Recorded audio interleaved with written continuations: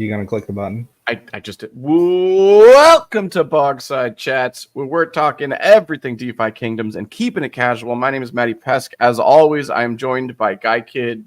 Guy, how you doing? I have an apology to the community to start the podcast. Excellent. Excellent. I want to let the community know that it had been offered before today's podcast that I volunteered to host. Quickly shut down by Matty Pesk. Heaven forbid we take the mic away from him for more than 5 minutes. So I'm just leaving the floor open for a little bit more. I was just going to leave that open a little bit. Let you really breathe it out how much you want to say there. But very good. Thank you. We also, moving on from that, I have to introduce our guest for the night. We are very excited to have him. Mythic Squad's own StycksIntern is here to join us tonight. SI, how are you? How you doing? Oh, I'm doing well. Very excited to be here. It's been a while since I've been on the Bogside chat. Stepping into big shoes. Might be able to fill in for Chen's, but probably won't have as hot a takes, I'll be honest, but I'll do my best. Yeah. Unfortunately, Franz couldn't make it. So we got SI. I'm happy with that. I was gonna say Mythic Squad's smartest son. That was what I was prepping to say, but then I realized I watched a stream where they said like Johnny at Cal is actually now going to Harvard for his PhD. So like, there's way smarter Mythic Squad people. Oh yeah, no, Johnny is actually like fucking academia to the max. Right, yeah. I read something he wrote once for like an application, and it was one of the best things, like one of the best written pieces I've ever read. I was like, wow, damn, that's good. Yeah, well, we here at Bogside love all of Mythic Squad. Has been made evident by all public-facing things that we do. Been said otherwise. So we're very glad you're here to talk with us tonight. We are a big part of what we're talking about is the tournament, the Mythic Squad Void Hunt Tournament 2. The playoffs are this weekend. We're going to get into a ton of details of that. We got some fun behind-the-scenes stuff to talk to SI about. But before we get to that, which is going to be the bulk of the episode, I want to up top talk about this. We talked about it a ton last week with the Bolon. The votes for the summoning cooldown happened. The results are in. 14 days won.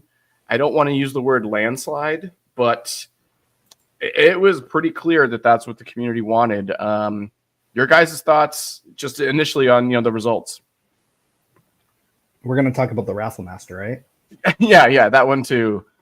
Like 98 to 2%. Very pleased by the Raffle Master passing, as Guy mentioned, yes. But I will say I'm not surprised to see that no change lost, right? I did kind of expect that.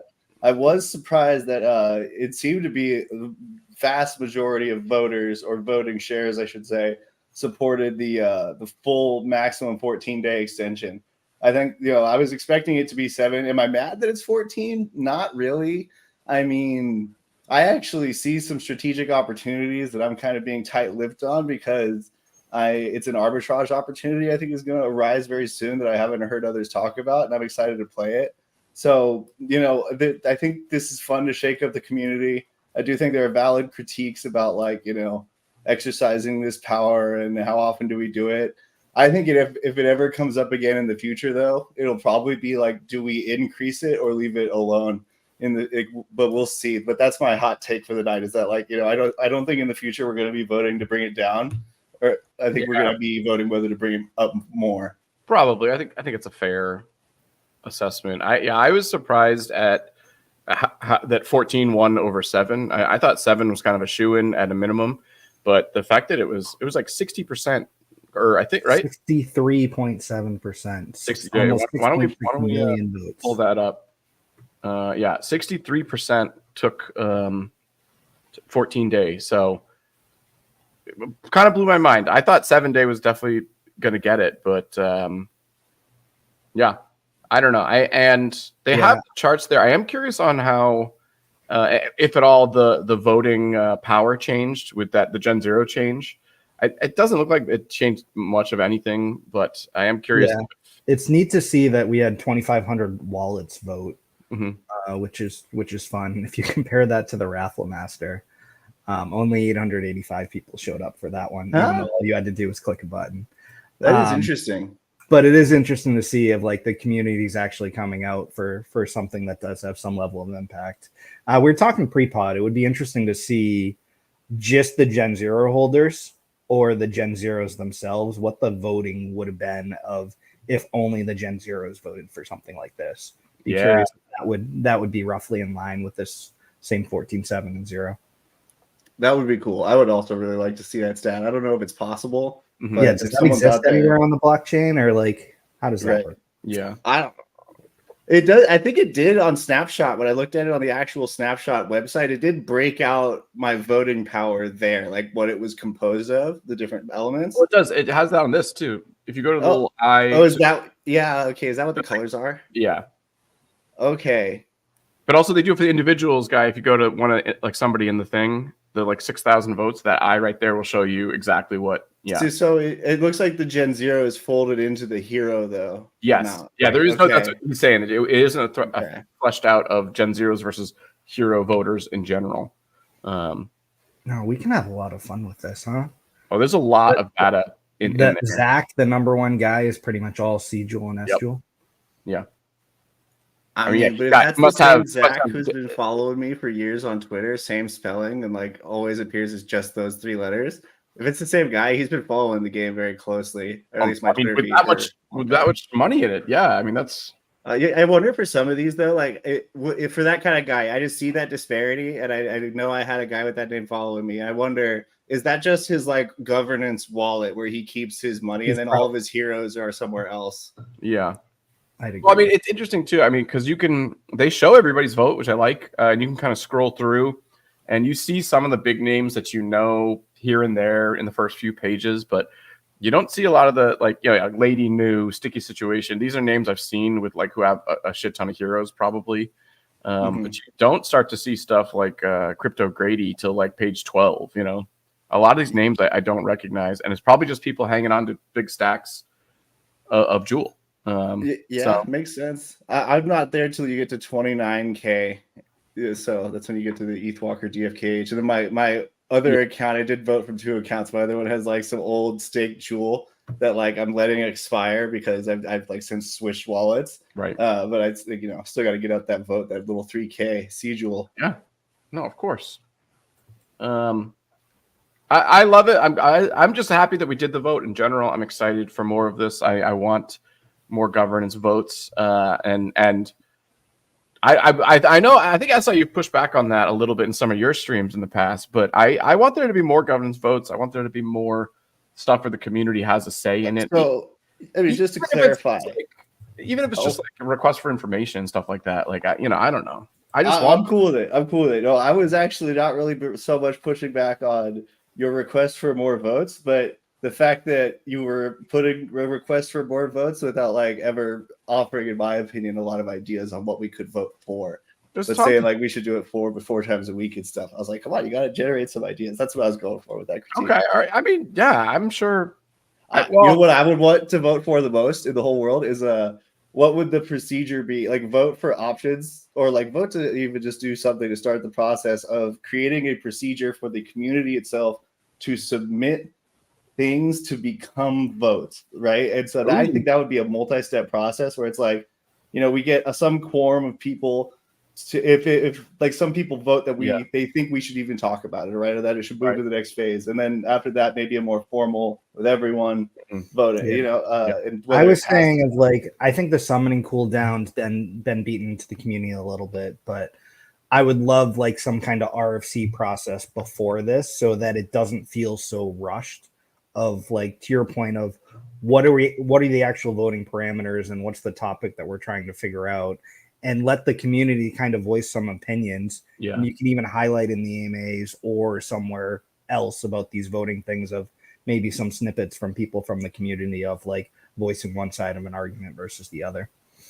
Yeah. Or something like, here's a link to Bogside chats talking about it. I like that. Yeah. I also, I mean, kind of like idea of just, the community in general being more involved in kind of the game development and stuff like that. Because I think that is kind of the number one complaint is like the when question. And it's like, well, if we had some kind of stuff where we could be more involved with it, maybe that when wouldn't feel as dramatic, because we're not part of it. So we're part of the process, Yeah. Who knows? You know what would be a really good place, in my opinion, to draw the community into like gameplay is like broad strokes lore votes. Penga's out here saying no to everything, which I love. You don't realize putting a process in place lets us reject more ideas frequently. That's the secret. Yeah. That's the secret. But either way, though, like if I've heard ideas of other projects, like not recently, this is over a year ago that I was hearing about this, where they like the community had input. They had like artists and people, writers in the community, like would offer competing scenarios for like the next step of a story, and they were all kind of creating this story together. I would love that. Yeah. And if you know DFK lore turned into something like that, that would look cool, in my opinion. But I don't know if that's going to happen ever. I don't think so, but it would be fun. Yeah, I think that'd be very cool. I like that idea. And also too, I feel like it's definitely lower stakes. Like it's not the end of the world. Like, right. Yeah, exactly. You know, but yeah, this was very cool. Do we know a timeline on when this is going to happen now? I mean, I think it should be pretty quick, right? Is what I think. They did say it was going to be quick, but it's also going to take time for us to ramp up to this 14 days as well.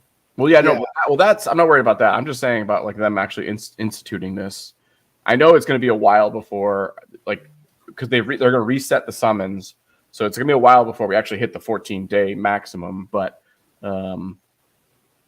I wonder if they're going to like make the change immediately, or if they might do like a reroll event and maybe give us some like stuff, you know, like they sometimes do. I don't know. That'd be fun. Yeah, you could be right there. I'm not sure. I don't know how they're going to do it. I think it is like something they want to do though, like a few days within a few days is what it sounded like when I was re-listening to the. Yeah, because Fox was saying that he already had started the code, knowing that he'd have to make some kind of change, whether it was going to be 7 or 14. Right. Yeah. Well, very good. Very good. Congrats to the community for coming out, showing up and voting. I don't know. Any other thoughts on votes? I think, you know, this we'll be talking about this more ongoing, but you know, the results are in. The results are in. Yeah. All right. Let's move on and talk about what the big story we want to talk about now, and that is the Mythic Squad Void Hunt 2 playoff championships are this Saturday. I'm very excited. The format is super fun. We're going to talk about the format. But before we get to like all the details, SI, I want to just ask in general, like, I maybe we asked you this back when you were doing the original one, but like thought process on just putting together a tournament using the PvE, you know, game aspects that we have. What was your kind of thought process there? I mean, other than just wanting to have fun, like, was there something in mind where you were like, oh, I want to see how other people do this? Like, were you trying to get certain information, or were you just wanted to have fun and do a tournament, you know? Mostly the second one, you know, but the way this all originated, full shout out to Mythic Squad and Skiller, is that we had a town hall, which have kind of been suspended since we lost our fearless leader to the fire. Right. Yeah. We got to get those back up. But either way, we had a town hall, and Skiller had suggested put like a tournament where we like put challenges on the PvE, and he, Be Easy, Too Honest, and I kind of ran with that for the first tournament. Yeah. And then for the second tournament, I just kind of took control and decided like look, I'm gonna put in this kind of big sponsorship, and I'm gonna make it way harder because I was pissed that so many people beat all 6 last time. Like I was pissed about that, so I was like, I'm making it way harder, and I'm also gonna make it like a lot more money that you can win if you participate.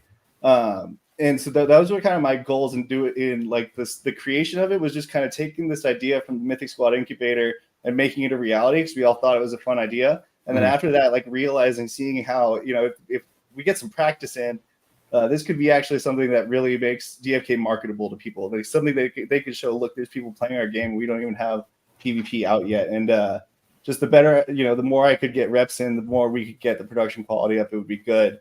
And I'm having fun, and you know, the super what's the word I'm looking for, the most egotistical reason that I have for doing it, which is probably, if we're going to talk psychology, my actual reason is that I just wanted to secure that spot as, you know, the DFK esports commentator that other people would want to invite. So I got to make the tournament myself. Bold saying that on this stream. Bold saying that here. But no, I do think, funnily enough, part of the reason I got so fired up about it was I heard you guys say it on your stream that you wanted to do the commentary. Like I gotta play it to flag here. No, it's very impressive, and of course I'm messing with you because I do think you've kind of cut yourself in, to that. You've made the moves and you made it happen. I want to talk about some of the streaming stuff a little bit later because I am very curious on that and on how that went through because it was a lot. It's like a lot of content, day of. So it's very impressive. But I wanted to go back. Shit, I should have wrote this down because there was something you said that like I really. Oh, the difficulty. That's what I wanted to touch on. And the prize pool. All right. So first, let me just hint on this. The first thing, prize pool was kind of blown up for the second one now. Now, obviously, that's not mainly because I should say, very impressive addition from Chris and Peter, KP out there. We love him in the community. He's doing this blow thing. He's making all kind of moves, and he's such a cool guy. He kind of doubled or matched your prize pool that brought it to that total of $2,000. Right. That's which is wild. Yeah.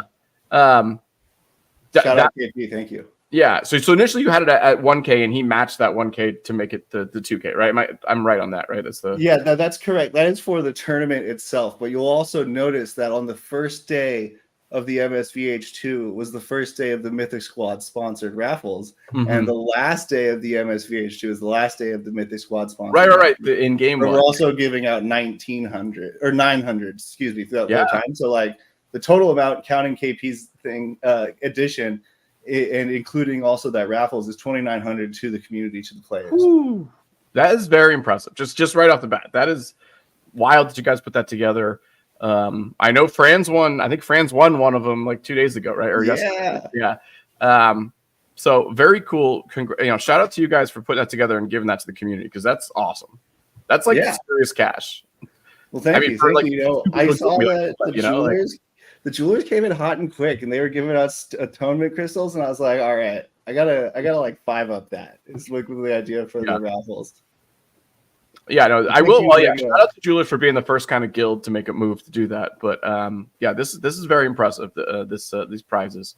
Thank you. I really just wanted to stimulate the best of the best to actually enter the tournament, and it kind of, I think, it is interesting. The AMA seems to be the place where I'm getting the most people who had never heard of like my stream or the guild before. Yeah. Because I think there were a couple of people who joined the Mythic Squad Discord were saying like, hey, I just heard of this first through the AMA. So really just once again, grateful for the team for like including us in that and doing it last time too. That has really stimulated, I think, a lot of the signups. And then the money pool obviously stimulated a lot of very quick signups from like a lot of top players. But I actually kind of think it may have scared some people off too. Interesting. Well, it was, I will say, I don't think the first one didn't have the $10, right? The first one had like a couple of jewels, I think, right? Yeah. It was 10 jewels. So that was a pretty substantial increase as well. Not, I mean, whatever. Maybe everyone's in a different place, but like $10, it's fine to throw in for this tournament. I don't care. Right. But maybe for others, it was a stumbling, it was a setback, but I also think maybe it had its intended effect of making people like actually think of whether they were available, because like I wrote it on the application that like, look, we're not bringing in money from this $10 entry fee. I just want you to put something in so you're committed to like the dates on the schedule, and that was the biggest driver for it. But like because the money of the possible rewards was so much bigger, I felt like I had to kind of up that 10 jewel to something a bit more substantial. Yeah. Well, I don't want to speak for him, but I know Franz did have like he's busy. He's got something going on this week and like couldn't do it this weekend. And that's one reason why he said he's like, I'm out. I can't do it. Like he had real life, commitments. So I think that did kind of, you don't want to you don't want to waste your $10 if you know you can't play. So like I know it certainly stops at least one person I know from doing it. And I think a couple others that I've talked to as well. And so like, I'm not bad about that either. That is working as intended. I'm glad that they actually considered it and didn't want to throw the $10 away. We did have 29, I think, or 26. 26, I think, signups total.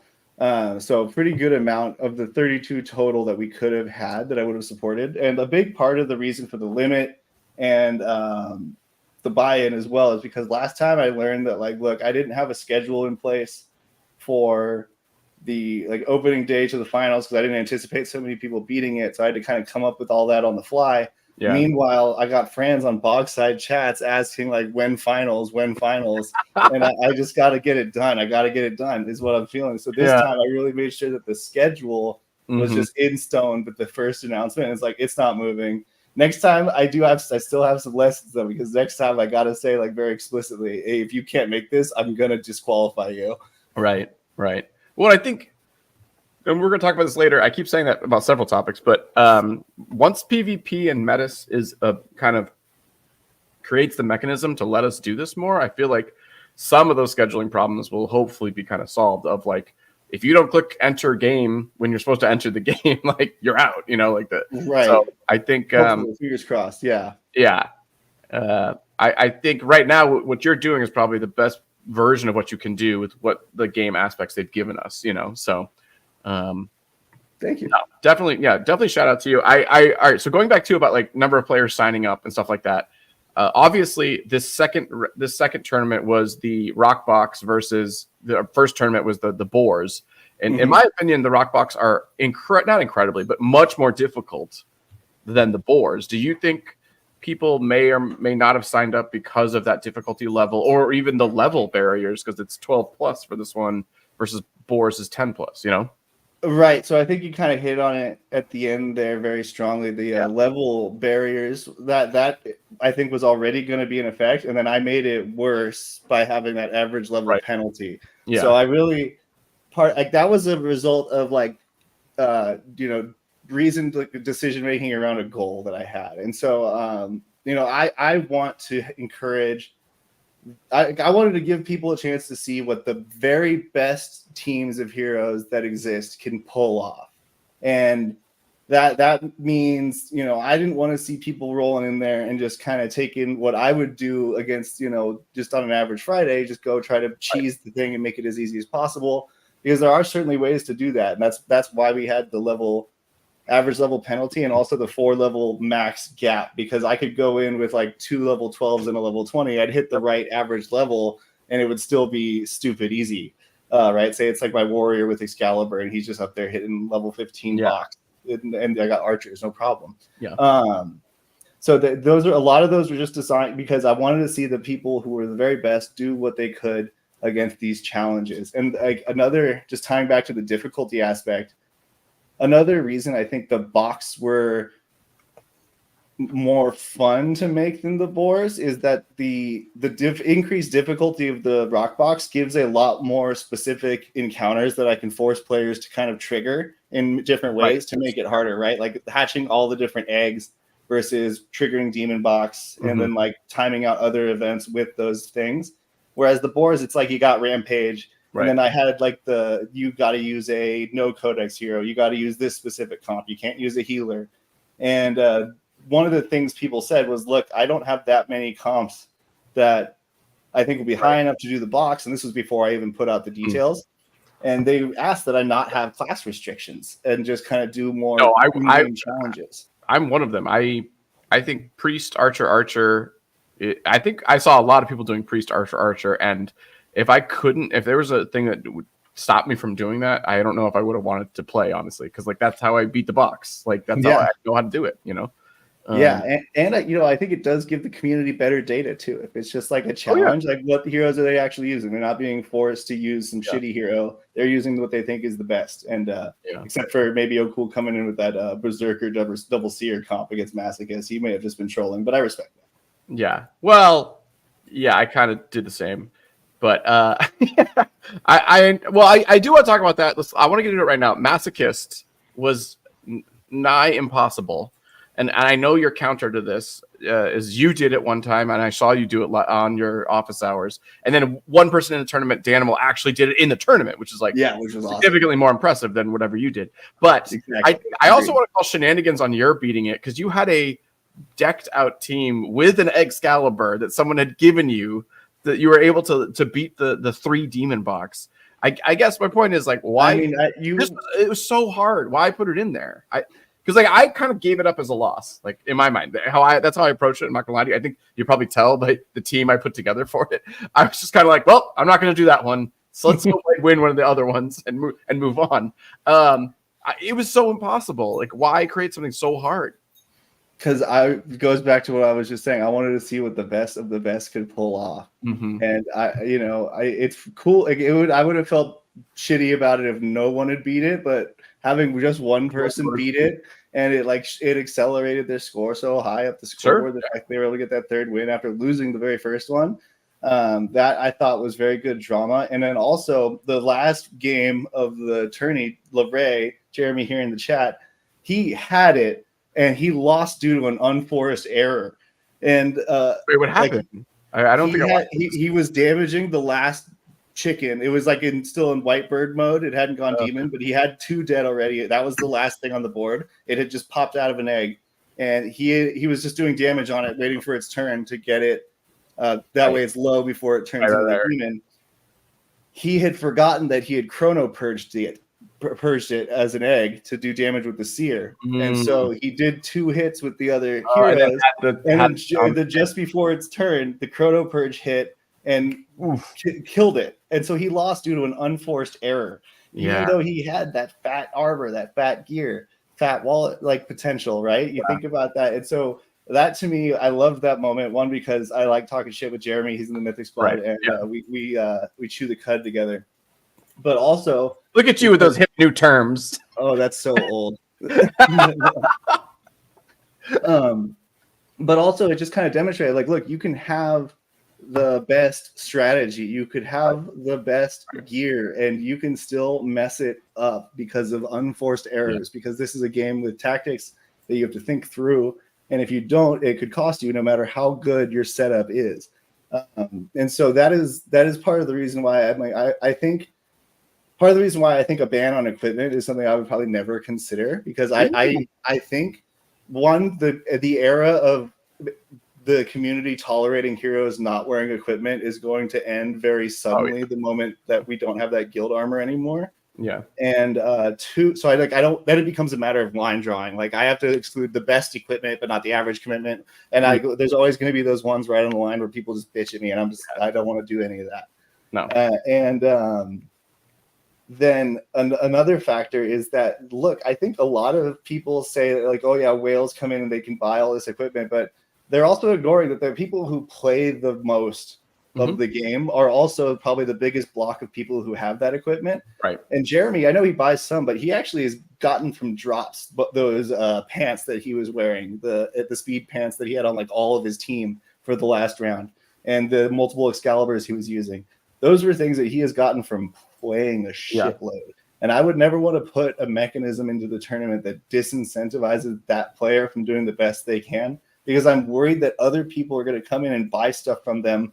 But like, those people are going to be worse. Going back to what I was saying earlier about the unforced error, those people are not going to know the game as well. So even if they come in and do that, to me, I'm like, let them. I hope people do, because that rewards the people in our community who've been playing the most with that money coming in.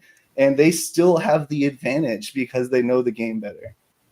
I think, and also pants are what, like a 0.1 drop rate or something like that, right? Like, I mean, statistically, there's a chance where like you're going to get to amount of hunts that you do where you have a good chance of getting it once, right? If it's, 1,000+ hunts or whatever. I mean, so I think like, I think I agree with you to some degree. I think I'm nervous about that if there's no limits to it, and I think that's why I want durability in place, and I would never, once durability is in place, I kind of agree with you. I think it's kind of tough when especially these guys with the Scally's Eye and stuff like that, and they're just like infinitely better and can never, never be touched. Like, it's a slippery slope, I do think you can just like buy it up and win, I think, to some degree. So I understand what you're saying, and I appreciate that, because I do like the idea of the guys who grind, get the gear, and you could definitely have 2 levels of tourneys. And this tourney, as SI was saying, it's meant for the best of the best, like it's testing all limits of the game. There's other tourneys that can be created that's for the common player, that you could build all these restrictions to just encourage every single person to register and participate and be part of these events. Right. All right. Maybe that's that's a good point. I think you're right. And I appreciate it, because I do think this is a test of the best of the best. It definitely is. It definitely is not for beginners, is what I'll say too. Like, This is like, if you hear about this tournament and be like, oh, that's fun, maybe I want to do it. It's like, sorry, bud. Like, I don't think it's for you. And there will be stuff in the future, I think, for that. Like, especially once they put in the scrub fights and we get more of the kind of like level 0, level 1 kind of challenges. Right. I think the game right now is literally just, there's 2 options and they're both incredibly difficult boss fights, or maybe not incredibly, but they're difficult boss fights, And I mean, you could say incredibly for like the average crypto gamer. I think the most difficult tactics they've had to do is like word puzzles, right? With friends, maybe. Yeah. Well, yeah. I was gonna say, don't say that to Guy, because he's been doing Eve online, and they're forming their own blockchain apparently, and. Well, that sounds cool. I think Eve sounds like the project that was built for blockchain before it existed. So I know, yeah, and I'm like, those gamers are going to be ready to go. Yeah, Eve players are a tier like 2 above where I am as a gamer. Oh, all right, but while we're on it, so we talked about the equipment. I think. Well, yeah, or go back to what I was going to say about the scrub fights and talking about kind of equipment in general. I think, too, there really needs to be the kind of stuff that I think, jewelers have talked about this, Dags have talked about, like the junk weapons that are just kind of like level 1 crap, but you just like kind of get. Like, we don't even have that as an option right now. It's these lender level 10 guild weapons that they give us. I think, like, I don't know, to make like bold statements and say like we're never going to ban equipment when like equipment is so limited right now. I feel like future tournaments, it's going to be a whole different conversation when the kind of the door is open on what we can do with all the equipment. I don't know. I mean, that's fair. I can envision scenarios where it's like something is recognized as busted or meta breaking, where it's like you can only choose this one option against it. Like, look, if it's like a one-off situations or narrow situations like that, it's easier to draw the line. So like when I was saying, it becomes a line drawing issue. Like I don't want to be in a situation where I'm cutting off like rares only. I mean, maybe if I was making a sub tournament, but for just like the current plan of what I have in my mind, I want to see the people out there. I want to see someone trying to win with the Charger's mask, because it gives them 20% magic damage on their Sage, even though it costs the accuracy. And just see if that works for them. I want to see if them try it and prove that actually is really valuable, because I've gotten 3 of those drops from the boar hunts and haven't got pants. Send that. Anyway, sorry, quick plug. I wanted Charger's mask one time and I sold it almost immediately. see, that's the thing, is I looked at the price and I was like, these are undervalued. I personally, from my experience playing games, I think plus damage minus accuracy things are always something super highly valued at a high level where they can accommodate for accuracy elsewise. But that's I think the market isn't as much of gamers as I am, so I just kind of hold back on that regardless. But I want to see what people can do with the blocker. I want to see the Excalibur in action, and I think part of this is maybe driven by the fact that what Dreamer was mentioning on the AMA last week, like what we have now is like a personal one-on-one experience with the computer in the game. It's not very much like a shared activity, and trying to make that activity a shared activity so people can see what other people are doing. Worm commenting that he was learning stuff just from watching other people play that he didn't know. Like that's why that was really like why I want to make a big spectacle of this, is because that's people come to watch the competition, but they end up learning how to play the game. So I very much agree with that. And this is a great segue to talk about your streaming in general and the stuff you've done. Because I know at least the first tournament, I remember it was very chaotic. We had like Discord rooms and stuff going on, and it was still a lot of fun. And stuff like that. And also, too, as a side note, I was cheating. I didn't realize that was part of the rules. I think you called me on it on the stream. I don't know if you remember this. But we logged into you guys. I think it was whatever you were using. The Streamlabs, yeah. Streamlabs, yeah. I was supposed to mute you guys announcing. Yeah. I didn't know I was supposed to. And I was definitely cheating. And then they said, like, oh, I think that's his priest that has a lot of wisdom. And then I immediately paused and opened up the window to like show it off. Yeah. No, I was like, and then you're like, wait, Matt shouldn't be responding to us. He's not supposed to be listening to us right now. Yeah. That's the joys of a That's the grassroots fun of it. Is tournament. half the fun of this is showing off your heroes. And I know I wasn't supposed to be listening to you, but like that was just fun. You guys were like, oh, I think that's his priest, and like, of course, I'm gonna bring it up and show it off on that. You know, like, Yeah. I mean, I was like, oh, that's against the rules, but at the same time, it's like I loved that moment because like, I wish I could do that, because when spectator mode, I'm gonna keep saying it until it happens. Sorry, yeah. So other than that, Angie, I do want to talk about the streaming kind of aspect of this, as you are kind of taking over this, which is very cool, even though I'm jealous. But the process was definitely very chaotic, I think, for the first one. For this one, I think it was less chaotic, but still was a lot happening and a lot going on. I mean, what are your thoughts on streaming this tournament and the way it's set up, where you kind of have, you have 32-ish, or this time is what 29? You said 26 people who need to stream about 2 hours-ish of content each. And you did set up a very nice schedule in the blocks, but like, just give me that kind of like your general thesis on like that chaos of streaming the tournament live. Yeah, so it is chaos. And a big part of it is trying to coordinate, the stream sharing people from people that have different, like, not just skills, but also hardware when it comes to stream sharing. So part of the issue that I had with Streamlabs is that some people are playing on a desktop where they don't have a built-in webcam of any kind. And so when they tried to log into the Streamlabs website, it was like, we don't have access to your camera. You need to give it to us before you can join. Yeah. And I need to, so like on the one hand, like, that's annoying because now I have to show this whole Discord window. That means I have to adjust everything on my back end. But like I had fortunately semi-prepared. So I had all the like assets on my Streamlabs that I need to just move around and have to add anything. But that was like an anticipated one. And it still, I think, caused a significant amount of hiccups during the tournament. And one huge improvement over the first one was that, part of that madness with the Discords and everyone back and forth is that I had people show up and just do one at a time. And then they went on to the next one. And from that, I was like, okay, getting these, like this herd of people into the Discord and following instructions is hard enough. Right. Like the first time, I don't want to be doing it round 2, round 3, round 4. They're just going to come in, do whatever needs to be done, and then they're gone. Mm-hmm. Right. So that fact alone removed a lot of the like overhead and admin from the first one, where like I had Skiller and Be Easier in that first one, basically like directing traffic to ALP's channel or mine. Yeah. And in this one, it was just like, show up, do your 40 minutes. The next 2 people are showing up. I'm not like trying to figure it out in like a 5-minute interval. It's a 40-minute interval between these 2 things happening. So you get time to recharge. You're not like constantly on edge of having this admin task.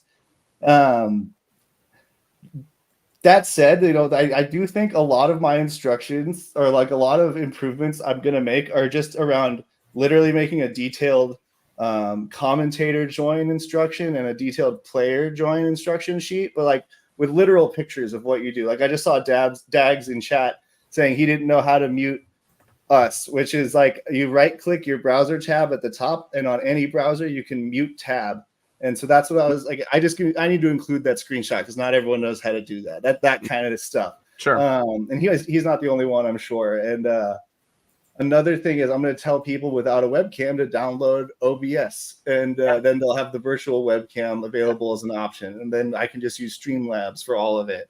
And then the commentator one was the funniest, possibly because Mosh and Beeve both came and made the same mistakes, but turned out it was actually me who sent them an old version of the Streamlabs link. So nice. They had both tried to join correctly, and I fucked them over. But that one I attribute to me being tired, both of those. But shout out, neither Mosh nor Beeve messed those up. I appreciate all this because it does seem tiresome. I'm not going to lie, like running the whole thing. So I give you props for going through it. And also shout out to Mrs. StycksIntern. I know she's probably been very patient during this process. So shout out to her. But talking about the actual streaming and like the actual like casting of the matchups and stuff like that, do you enjoy doing it? Do you like? I love doing it. Yeah. Oh yeah. We messed around with it here at Bogside, and I feel like it's hard to do on replays. It's very hard to do on replays because the replays happen very fast. I think I need to practice it more doing it live, because it is fun to like be like, oh, he's doing that move right now, right here. Like what? Right. Like, Yeah, that exactly. is fun. Do you like doing that? And were you surprised by, I mean, like, were you blown away by the moves some people were choosing, or the move sets they were choosing, Yes, absolutely. Absolutely. So, yeah, I do love it. I enjoy doing it very much. I think it's really easy. It really entertains me personally. And other people seem to enjoy it. So like that's the trifecta for me. Not too difficult, entertaining to me, not annoying to others. And, I've also been around sports a lot my entire life, but not just like big sports. My sister was a 2-time Olympic water polo player. Oh shit! And I've been to a shitload of tournaments that she played in. I've seen a ton of different tournament structures just in that, and I've kind of always had this kind of obsession with how they're organized. I look into it and why they do the things they do, like, oh, multi-elimination, how does that work? There's like the catch-up bracket, which I always hate. I like single elimination better. I think it's pure. But so I take all that experience that I have, and I just that to me, the commentating, like I said, that ego part of my reasoning, it is very fun, and I do like doing it a lot. As far as surprises, yeah, I think you hit the nail on the head. That is one of the things that makes it most exciting. It kind of gets dull when you see the same thing over and over again. I want to give big shout out to Cool was the big first surprise, because I literally on that very same session said, I don't think we're ever going to see a berserker, and then he busted one out. Just I was like, oh, that's a great talking point. And then I want to give a big shout out to Larray for surprising me with the moves he picked in his first game, because I saw him do something no one else even talked about or did, and he opened with double whirlwind on his warriors, high risk, because they have the slow resistance if you even get that first one on them. He got double slow on both of the back box and one slow on the front one, and that just set him up. He just kind of crushed through it after that, and I was like, wow. I wouldn't have thought to do that, because I would have been kind of too turned off from the idea of that slow resist to do it twice in a row. So I really liked it. It's something I never would have done. I never would have seen if not for him doing it in the tournament. Also, I mean, just double warrior build is bold, I feel like. For this fight especially, I agree. So I really did enjoy that the most. Yeah, that was the one that I think caught me most by surprise. No, it was very fun. I mean, I caught the only stream I caught was the block I was in. It was you and Worm, I think, for all of it. I don't know. Yeah, maybe so session A Sunday would be that one. Yeah. And that was great. We love Worm here, and he was excellent on that. And I thought you guys had good rapport too, and it was a lot of fun.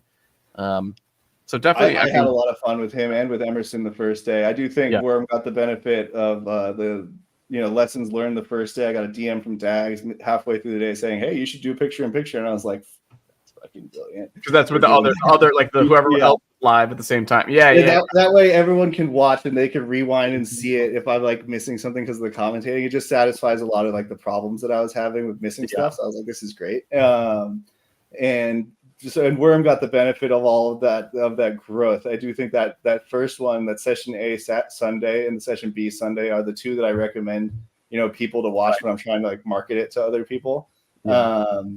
Or I have been over the past week. It's not like I'm doing this extensively, like told. But those are my two favorites of the weekend. Oh shit! It's just my face. I want everyone's face in there. How do I do that? There we go. Yeah. So shout out to who you said made this. Somebody else made this. Shout out to Mega Jules. Stay hot. He made this for me. So the initial kind of we can say group form is over, and now we're in the playoffs here. We have the bracket, and we're going to have head-to-head battles, and we'll talk about that in a second of like what that means and what that looks like. But I just want to very early on call this out here. I said it. I jumped on Mythic Squad last Thursday and was talking some trash for those guys, but I want to maintain it here too. I'm going to be the 13 seed Cinderella story. I'm calling it right now. The Cinderella story that beats the former champ. Oh, cool. Oh, I'm just telling you guys, you got to tune in because it's going to be. It's going to be a March Madness miracle. I mean, a June Madness miracle. All right. It could happen. Oh, cool was close in some of the matches during the first finals of the last one. Yeah. They were not all like blowout victories. So, I believe anything could happen. Do you think you're ready for that Daredevil Aphex? Oh, the Daredevil I really like. and I'm excited for it. And I listen. I'm not gonna lie. I've beaten it a few times in my practice rounds. So, well, that's good. See, Daredevil was my original 4th. I decided I had to make it harder, and that's where Masochist was born. It's tough, but it's beatable. Right. Yeah. Definitely tough. But it's not as hard as Masochist for sure. Right. It's like you have to get halfway to doing Masochist, and you're good. Well, and also, and we've talked about this privately, but it's definitely more for the people who are the like control, sustain builds or types of players, which is what I typically go with, and less than the all out, all aggressive, 3 archers or high damage kind of ones. It's definitely more helps or falls in the pocket of those players that like the control kind of style. So I feel very good. We say it again. I said that's what it seems to me. That's what I was going for with intent. Yeah, I like that. Yeah, control players who kind of had the advantage on that Daredevil one, and then the more bursty speed players who were able to kind of nuke their way through the Baron without getting any lays, no eggs laid. Yeah, that one. I see. Here's the thing too. Also, O'Cool, I think, is going to be worried about. He's worried about the finals. That's true. He's worried about the late game, where it's like I'm worried about right now. Well, I mean, do you want? So should I just announce them here? I did decide actual final. Yeah, what the affixes are going to be. I mean, if you did, that's a huge Bogside get if it is. So I will announce that the quarterfinal, the semifinal. Hold on. Let's make you big. Can I make you big? Oh no, it's me. Big. I'm large. No, but the semifinals are gonna be the poached affix from the first one, plus the fertile affix from the first one. So you have to allow 5 eggs to be laid.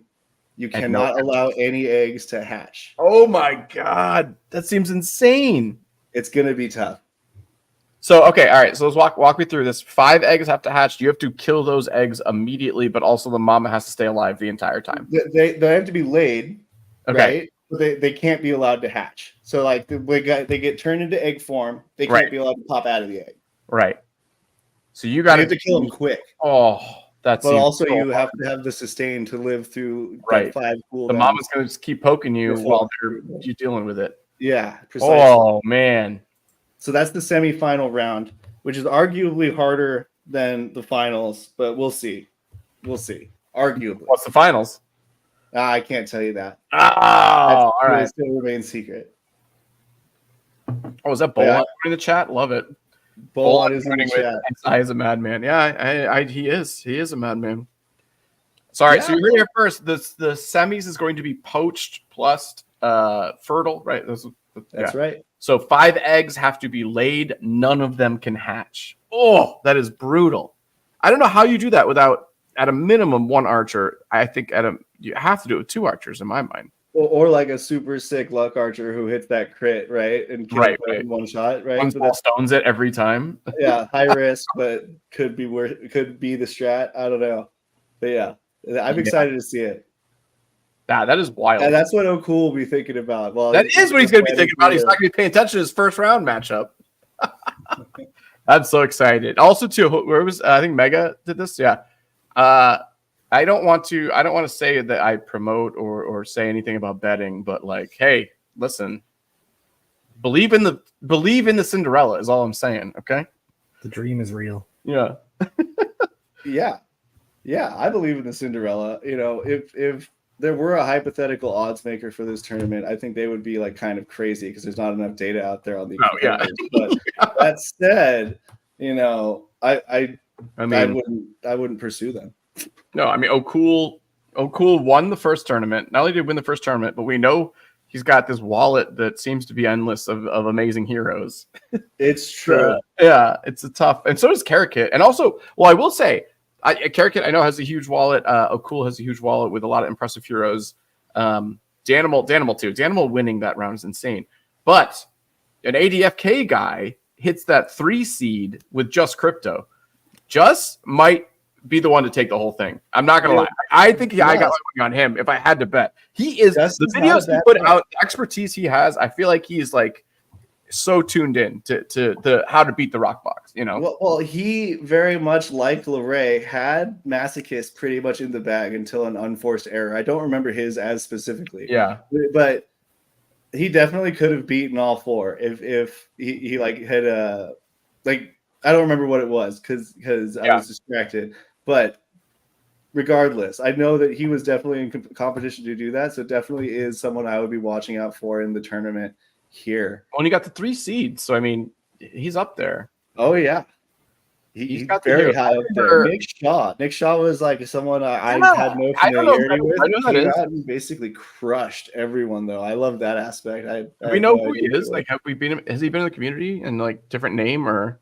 I'm not sure. I don't pursue these things because I've got enough like incoming traffic to worry about it. But like, I do wonder. It's him, Night Hero, Malotru are 3 kind of new names that I'm learning through this tournament. I'm really stoked to have them involved. Yeah. I did get a DM from Deo, Sticky Situation, before the tournament say that he would have signed up if he could have. He had to miss because of the dates. Yeah. So he would have been another big fun wallet to watch. I know, yeah. It is exciting, and I hope especially, and it kind of leads into my like final thing I want to talk about is I'm very excited to actually see PvP like actually in action. I know. I think I give you tons of praise this episode and about this tournament. I do think you're doing an amazing job. But like once we have that PvP, I feel like that's going to be the ultimate kind of like if someone's talking trash about somebody else, like we could just I'll face you in the Coliseum. Like that's the end of it. That's the end of that sentence. You know? Like, here's the real question: is like is it legit if it's a best of 3, or does it need to be a best of 5 before it counts? What do you mean? Like, if I'm challenging you and some shit talk, it's not gonna be a best of 1, I assume. Oh no. I imagine it's like tennis, Wimbledon and exactly. It's 5 sets, so it's 3 out of 5, man. Come on. There we go. There we go. It's funny that you bring this up because the plan that I'm having for the first Mythic Squad PvP tournament is not just like a straight up tournament like this. No, it's actually gonna be guilds. You're going to sign up as a guild with a team of 3 people to play best of 5 series against another guild where all 3 of the team members must play at least 1 game. So if you're doing a best of 3, that means you have to have one person play each of one of your first 3, right? You can't just have Franz do all of them. Right. Yeah. You can't just Franz keep it the whole time. Yeah. And so that's my rough draft plan for the first Mythic Squad PvP tournament is it's going to be guild based. And like, maybe it'll be small. Maybe it'll just be like 4 or 8 teams. Like they'll let guilds submit 2. But I think that'll be really fun to have it be, incorporates a multiplayer element because it's guild based. And that'll be reflected by having the different players, running the different matches. And then really seeing who the team thinks their own best matchup is against the others in that 4 and 5 game slot. So I'm really excited. I love that. I love that. Yeah. No, I was. Now that you bring it up, what is the guild representation here? I know. I gotta go look up. I gotta open a different sheet. So yeah, sorry. 1, 2. Wait, did Worm didn't play? Did he? No. Yeah. No, Worm. Just one commentate. Play. He just commentated. Yeah. So I think there's 2 ADFK guys. There's one. Is Malotru? Code Green's in there too. A Mythic Squad guy. Malotru, I think he's unaffiliated. I have it all here. Let me go check though. There's definitely some Mythic Squad. Malotru. We have a lot of Mythic Squad. Yeah. But also, Malotru is ADFK. Malotru is ADFK. Is what? He's ADFK. Oh shit! Oh, my bad. Sorry, bud. Yeah. Isn't? Yeah. No, so we got one Code Green. Shit, he's an ADFK. Yeah. So I have 1, 2, 3, 4, 5 ADFK guys. I think I have 7 Mythic Squatters, 1 DFK DGen, 1 PTG. KP is repping Blow. Shout out Blow. I got 2, 3, 4 Jewelers. I got 1 person on the guild called Core Team. That's Winston, if you're curious. You're calling that a guild. Okay. Yeah, I thought that was pretty funny. And then a couple unaffiliated. Wait, what's O'Cool? O'Cool registered as Perilous Pirates. Oh, okay. Or PTG. Let me check here. I think it was Night Hero registered as PTG now that I'm looking at that. Okay, I didn't okay, cool. That's dope. I'm really glad I have this in here. But yeah, Perilous Pirates is where O'Cool registered from. Yep, confirmed. And then Karaket from Eternal Zenith. He was the only easy ponder that we had. 2 PTG guys. Yeah, and a few unaffiliated. So really happy with the turnout, though. I mean, it's good. Like everybody has what they they claim they have affiliation. Like so, yeah. Guild Wars are gonna be so much fun. I'm so excited for that. Yeah, I'm pretty stoked. So looking out, but I'm also looking out for the tournaments that you guys in ADFK or maybe Bogside chats alone throw. I'm also looking for the tournaments that the Jewelers put on. Yeah. I'm looking forward to everyone realizing the dream of all their different whatever restriction they want to see in the game. Go making their own tournament with it. Yeah, I'm excited to see the grassroots thing kind of blossom. I that's the coolest thing about it to me is that look, I'm just doing this for fun. Anyone else can do it too. I mean, sure, yeah, no, not a lot of people can put up the prize pool that I did. I get that. Thank you, Friend Tech, much appreciated.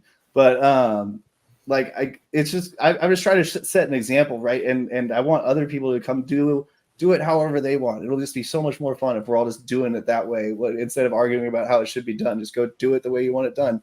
And we'll have such a diverse, robust ecosystem of fun gameplay, I think, if people do that. 1000%. I think I agree with you. And also, too, I think while I love this, I'm super excited to participate in this. I think once we have the PvP as even just regular matchups, and then we can mess with it, on the outside, we can construct it how we want. Once we have that PvP aspect in it, I think not only is it going to be super fun, but also I think for the general public seeing it finally in action, I think it's going to be a big pull. I think this is going to be a big pull, but also it's going to be a little bit harder to say like, oh yeah, I was crazy. Maddie upset O'Cool. It's like, oh, how did he beat him? And it's like, well, he won the challenge in a better way than O'Cool beat the challenge. It's like right, like, yeah. Not like the most marketable, but like it is definitely marketable. I think. It's more marketable than a hot, a sharp stick to the eye. Let's say that. Yeah. Like I do love this, and I think like and your streams are super fun. So I love it. I hope you do more. Although I will say, I don't know, the box are way more frustrating than the boars. I mean, but I think everyone knows that. It's not like a surprise here, but I'm just like, oh, getting ready for this. I'm just like, oh. There are some times when I'm going to level up my heroes after a long day of work and try to give them that XP where I look at the box and I'm just like, no, I'm just gonna smash a bunch of boars instead. Right. Yeah. Especially when you're tired, it is nice to be like, I'm just gonna kill these boars. Yeah, exactly. Yeah, I do that. Guilty. Yeah. No, totally. All right. So give us streaming details for this Saturday. And also I should probably look. When what time should I be there? Okay, so streaming details for this Saturday. We're starting at 10 o'clock Pacific Daylight Time. Okay. So that's 1 o'clock Eastern Daylight Time, and I think 1900 Central European Time. I could be wrong there, but I think that's right. And we're starting off. It's going to go in order of the. There is a link in the Tourney Chatter channel in the Mythic Squad Discord. If anyone wants to go check that out, I will pin it right now. I don't know if I pinned it before. And you go to that pin message, you can look at it, you can see we're starting the first game with Nick Shaw and Zion at 10:10 or at 10 o'clock. And I'm estimating 10 minutes per round. That could be long, that could be like too short, or it could be too long. I think on average it's going to play out about right though over the course of the whole thing. And we basically have an hour and a half of quarterfinals, and then an hour and a half, or of the very first round, the round of 16 players. And then an hour and a half of the whole rest of the game, because half of the games in the tournament are that first round, and then it just gets cut in half and half and half. Yeah. Quarterfinals, I'm estimating to start at 11:40. I recommend that any contestants who are going to be there just kind of show up around 5-10 minutes before your tentative start time for your first game, and then from there just kind of hang out, watch the stream in the background, see where we are. I am going to be updating this sheet live with just who wins this game against the first game is going to go into the quarterfinal bracket on the sheet. So please do check out that sheet if you want to follow it live. And Mega, if you're out there, I do encourage you to update your graphic if you want to do that, because that would be sick as fuck. It is a very cool graphic. So that's the plan. We're estimating that I'll end around 1 p.m. Pacific time. Beautiful. Give or take half an hour. Yeah. Do you got? I'll ask you off stream if you got streamers lined up. I have one co-streamer lined up. 91 Karma is bringing in some European persuasion. Ooh, that's fun. Yeah. So really, really diversifying the group of streamers on the tournament. We do have at least 4 European contenders. So this is really a global, international tournament. It's kind of cool. Maybe I'll hop in the later rounds when I'm no longer a participant. Well, at least after maybe the maybe I'll quarters, be maybe I can't because I'll be a participant. Who knows? Yeah, that's what I'm hearing. You got to upset cool. You can't just stop there. You can't just take down the king. I don't know if you looked at my bracket though. If I, in the off chance I upset O'Cool, the next round I have Dan. You think DFK Tails has no chance? Tails did some really impressive stuff in his too, because he was in my same block, so I watched some of his. He was good. He was solid. Yeah, he does impressive stuff. He killed 2 demon box when he only had to kill 1. Imagine me versus him in the second round. I upset O'Cool, he upsets Danimal. Wow. Man, if it gets to you versus DFK Tails, that would be some shit, dude. I would love that. That would be wild. That'd be very fun. All right, yeah. So this is this Saturday, the 22nd. I'm gonna go ahead and use Eastern time because that's how most of us live. 1 p.m. Eastern is when it starts, and should go to maybe 4 p.m. 3:30 or 4. Yeah. Very cool.